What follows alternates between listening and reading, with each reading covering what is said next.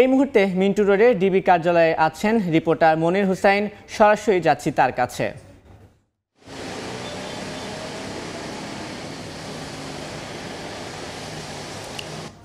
পুলিশের সাবেক দুই মহাপরিদর্শক চৌধুরী আবদুল্লাহ আল মামুন এবং একে শহীদুল হককে রিমান্ডে নিয়ে জিজ্ঞাসাবাদের অনুমতি দিয়েছেন আদালত। এক্ষেত্রে চৌধুরী আবদুল্লাহ আল মামুনের ৮ দিনের রিমান্ড এবং একে শহীদুল হকের ৭ দিনের রিমান্ড মঞ্জুর করেছে আদালত।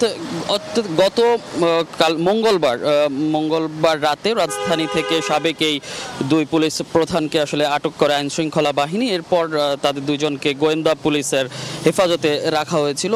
যতটুকু আমরা জানতে পেরেছি, রাজধানীর মোহাম্মদপুরে মুদি দোকানি আবু সাইদ হত্যা মামলায় সাবেক মহাপরিদর্শক আবদুল্লাহ আল মামুনকে ৮ দিনের রিমান্ড এবং রাজধানীর নিউ মার্কেটে ব্যবসায়ী আব্দুল ওয়াদুদ হত্যা মামলায় শহীদুল হকের ৭ দিনের রিমান্ড মঞ্জুর করেছেন।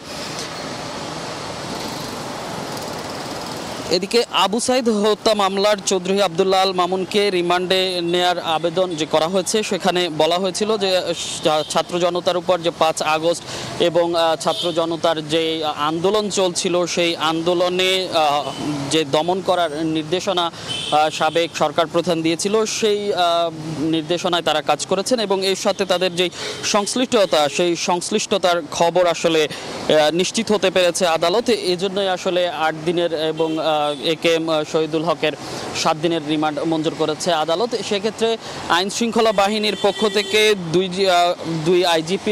দুই সাবেক আইজিপির ১০ দিনের করে রিমান্ড চাওয়া হয়েছিল এবং পরে শুনানিতে তাদের ৮ দিন এবং ৭ দিনের করে রিমান্ড মঞ্জুর করা হয়েছে। এবং আরেকটু যদি জানিয়ে রাখতে চাই, এবং এর আগে আমরা যেটা দেখেছি যে শিশু আলিফ অপহরণ মামলায় ঢাকা জেলার অতিরিক্ত পুলিশ সুপার আবদুল্লাহিল কাফিকে আটক করা হয়েছিল।